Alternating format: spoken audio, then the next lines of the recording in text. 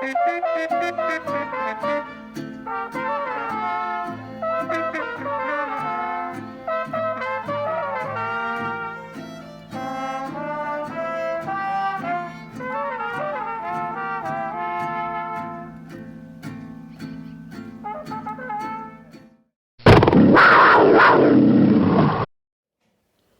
is the COVID situation in Penasco and in the schools right now? Right now, the COVID situation in Penasco, I think like many schools in our region, we're experiencing a lot of symptomatic people who are having negative COVID tests. And so people are having allergy symptoms. People are having colds, which happens almost every August when people return to school. Right now, we just have to be extra diligent. And if symptoms are new in the last 14 days, or if you have any exposure history to anyone with COVID, you have to take extra precautions and seek out COVID tests. Is it safe the kids go to school? I do think as safe as possible. The school is about as safe as any other school right now. Penasco, from what I've seen, is following all of the CDC recommendations, the New Mexico Public Education Department recommendations, and the New Mexico Department of Health recommendations as far as keeping kids and staff safe in the school setting, as we know right now. How do students and teachers get tested for COVID? And then the COVID testing process, so that's we at the school-based clinic have been working really hard to try to keep tests available for staff and students as much as possible on the same day that they need them. So definitely on Tuesdays and Thursdays, testing is open to any symptomatic students and staff in the morning, and then throughout the day as our schedule allows. Now, we ask that you have patience with us because we're a very small clinic, and the main medical clinic in town, we're also very small and understaffed. So if we can't get you in the school-based clinic, we'll try our best to get you at the main clinic. What I recommend for people who develop new symptoms that are consistent with possible COVID symptoms is that they call the school clinic or the main clinic, and I recommend both a rapid test and a send-out PCR test, which is the much more accurate test. The rapid test, we get results in 15 minutes. The send-out test, the results take about 48 hours to get back. If people are having symptoms, I recommend that you await the negative PCR results before returning to school. If a student or staff member tests positive, what happens next?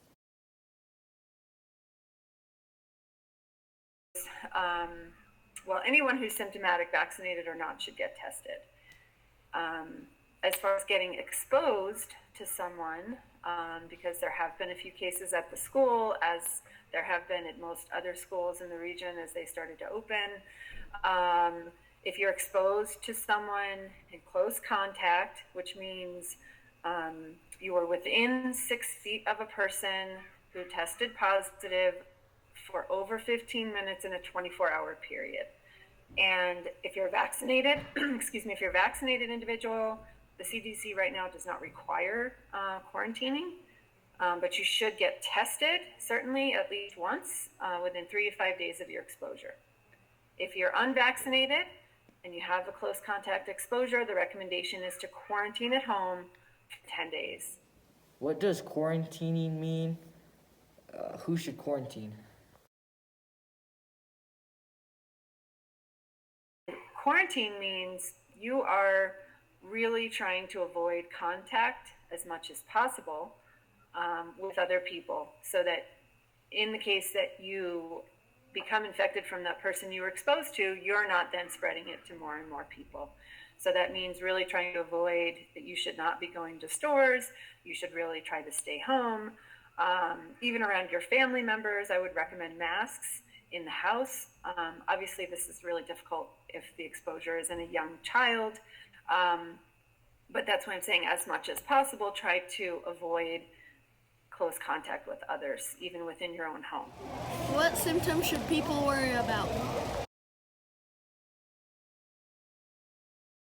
Because right now we're all, myself included, a little bit paranoid about any time we get a little sniffle or a sneeze. And so the one thing to really keep in mind is, are these symptoms new? If you're someone who suffers from allergies and you've had these same allergy symptoms for the last 6 weeks, and they're the same as they have been, what we really want to stress is that if you're having new symptoms within the last 14 days, that's our criteria for allowing people to come into the clinic.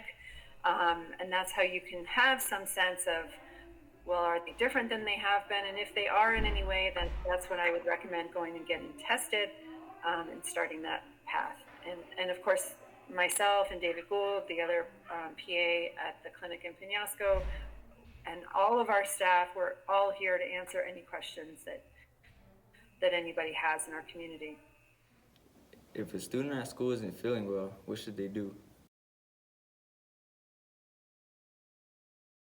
So if a student is not feeling well here at school, they should notify their teacher, who then notifies me. They send the student up to my health office, and then I assess and then evaluate at that time. What happens when you go to the nurse's office? So we have an isolation room. I have 2 separate doors in my health office. So if a student is symptomatic with COVID symptoms, then they go straight in through the door with the isolation room, and there is a barrier so that that student is kept in that area and there is no airflow to the rest of the health office. So all symptomatic students go through the isolation room. When a student or staff member tests positive for COVID, what should happen next? If in district, when we find out that a student has tested positive for COVID, we immediately remove them from the classroom setting, put them in the isolation area where our district nurse supervises, and we notify parents to come and pick them up.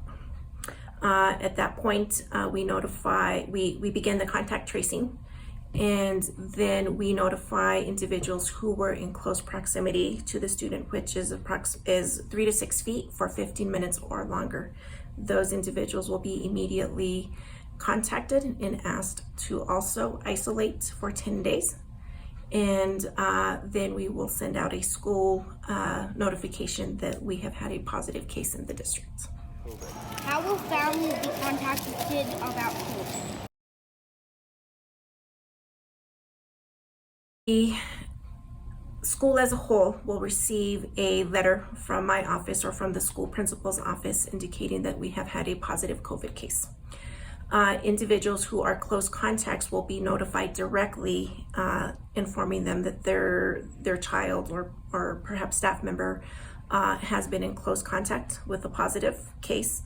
And again, at that point, they will be asked to isolate and not return to campus. You know, one of the things that we are trying to do is mitigate the fear, and you know, we will notify individuals when it is necessary and relevant to their child or to again, to a staff member. We're not going to put any individual in harm's way or not report to families that, you know, there was a positive and that they shouldn't be worried. We are going to be as transparent as we can with regards to information.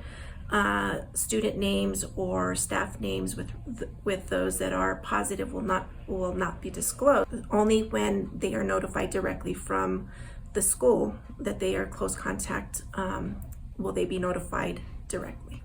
When would a school need to close of COVID? A school would close if we receive a 3% infectious rate or transmission rate within the school district and or school site, which in Penasco at both schools is right around 5 to 6 students. That rate of infection would be 3% within that 10 to 14 day window. What we are doing is shortening that just so we are more proactive, so we can keep our schools open longer. What we will also do is if a student in a classroom becomes a positive case, what we may do is shut down that classroom and have them do some remote learning for the 10 days before we actually close the entire school. So that, again, is we're trying to be preemptive and do pockets of closures versus an entire school. If parents have questions, who do they call? The first place would be at the principal's office. I would make direct contact with principal, and they will have the notification and share information that they can regarding the situation or the case.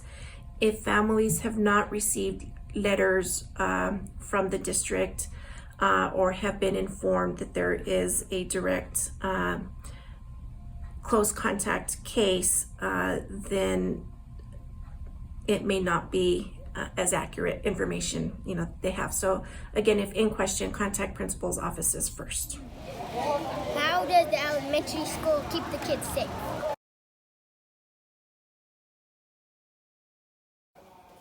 Well, first off, we do require for anyone, students, any staff member, any visitors that come to the elementary to wear their masks. All of our teachers and myself I walk in every morning to do a weekly check, making sure that masks are up, mouth is covered. We are promoting at least 1 arm's length away, so the requirements are 3 feet away. Our little ones don't know what 3 feet actually looks like, so we're letting them know at least 1 arm lengths away. Our teachers are also reinforcing that in the classrooms. We're asking parents to do the same thing. In our classrooms, students are seated 3 feet apart. We have shields around the desks, every other desk. This way that social distancing is there as well. Cafeteria, we have a staggered schedule. This way students are not sitting, we're looking at 6 feet apart. So one classroom goes into the cafeteria while the other one's out at recess, and then we switch them off. Okay, so with recess, according to our guidelines from PED, students are allowed to have their masks off during recess, and parents, because they're outside, and then the social distancing, we're still asking students to stay at least 3 feet apart. Now they are littles, and that's not always the case that they're going to stay 3 feet apart, but we try to encourage that as much as we can. Now most of our students have chosen, and most of our teachers have chosen to keep their masks on during recess, so which is always a good deal. As the principal, I am very, very impressed. I have maybe 1 or 2 students that I've had to remind to, pick it up. It's not that they have the mask completely down, they just have it below their nose. But for the most part, they're doing great. Students are wiping desks after they leave, so we're disinfecting rooms on a daily basis as well. That social distancing of keeping 1 arm apart, they're practicing still. It's not perfect, but it's not bad either.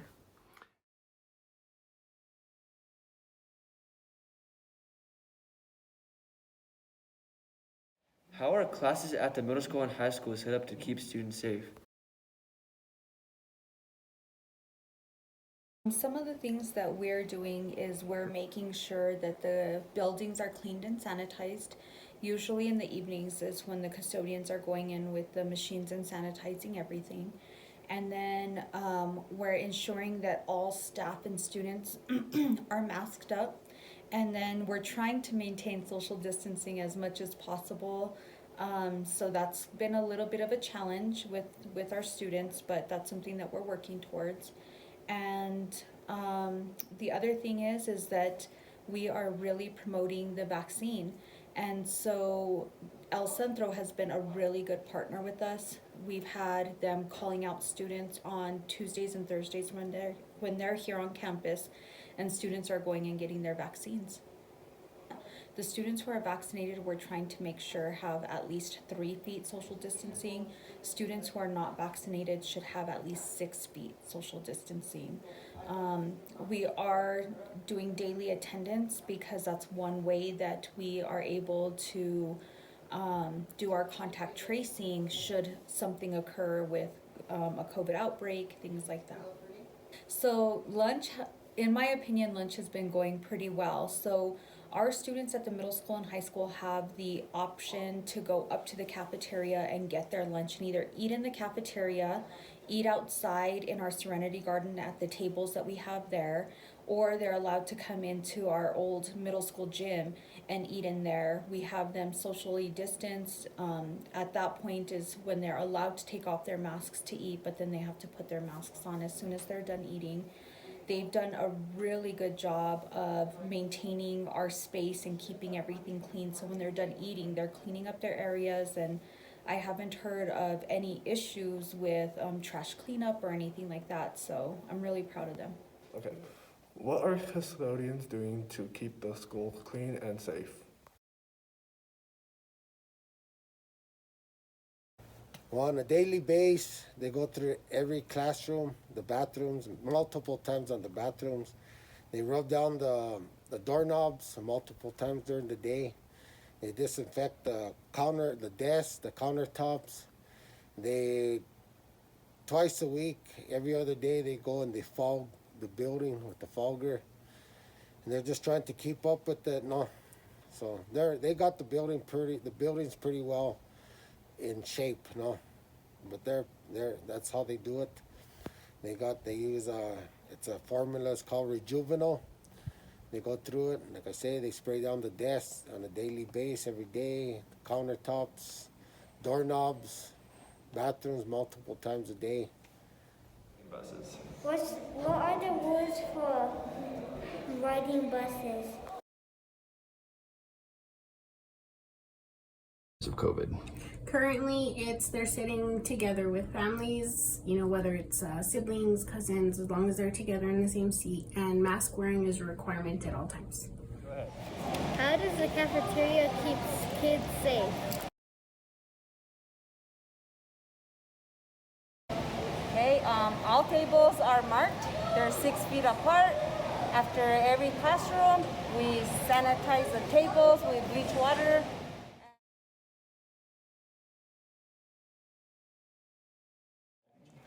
What rules do athletics have to follow this year?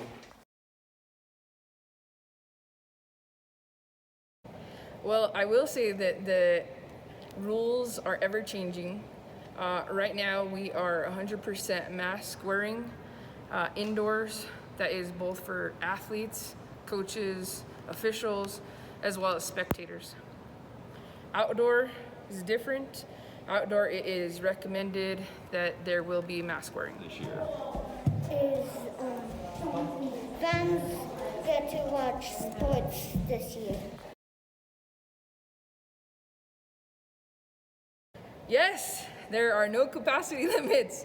So no more based off of the county color. We are at 100% spectators. We still will have the NFHS network up and streaming, but there is not a capacity limit. So there will be concession stand. It might be a limit on what is at the concession stand, just to kind of still stay COVID safe, but there will be concession stands still. This year we have all the sports up and running, so cross country, which we didn't have until the end of the season, as well as volleyball is up and ready to go. What has Picuris Pueblo strategy been during COVID?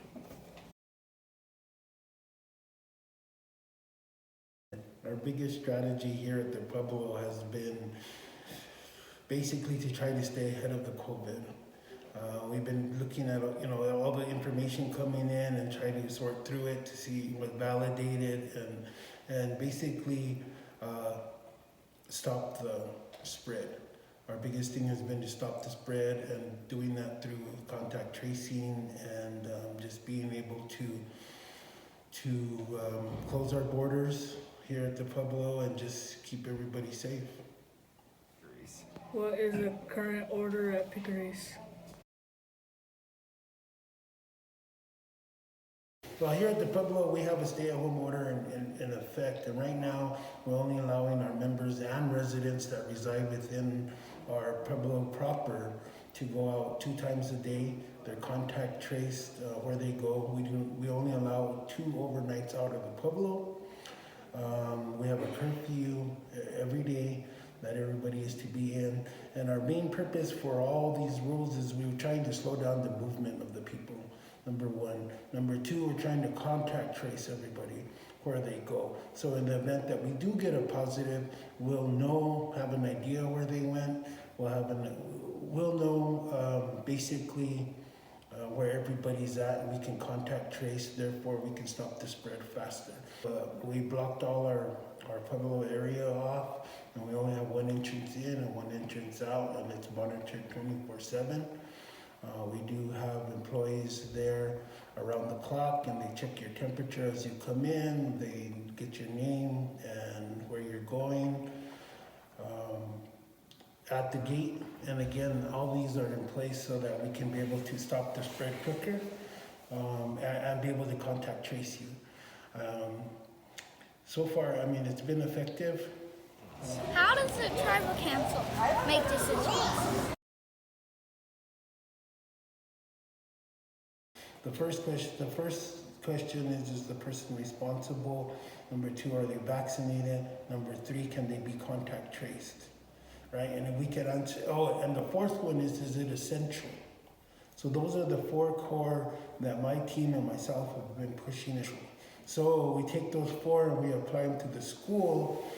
Are they responsible? Well, kids 18 and under, it's very, they're learning that. So, that's iffy.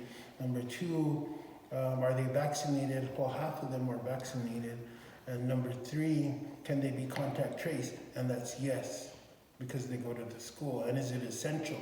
Right now, last year, this time, we wouldn't allow them because of those, we can't answer yes to those questions. But now, going back that my kids have already been on lockdown, 18 and under did not leave the reservation for over a year, only for medical appointments, etc.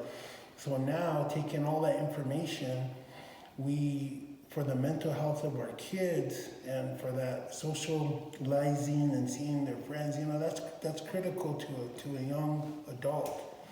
So we attempted to let our kids back, even though we don't want to.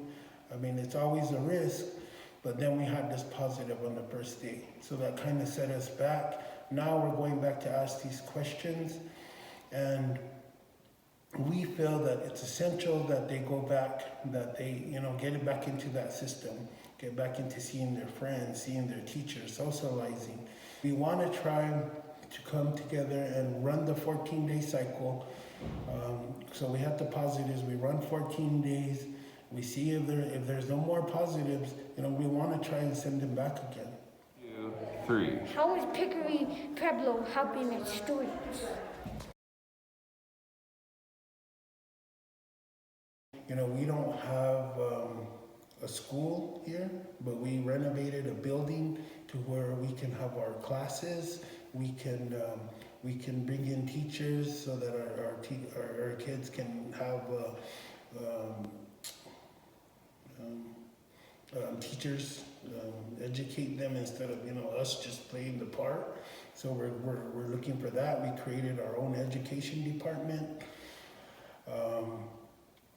We also implemented our Boys and Girls Club, so we're trying to, hit all aspects of the radar. Recreation. 3.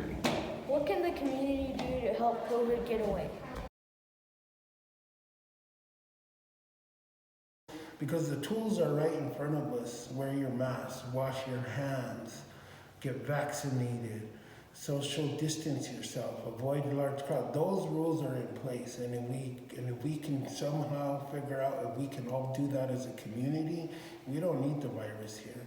So that's kind of been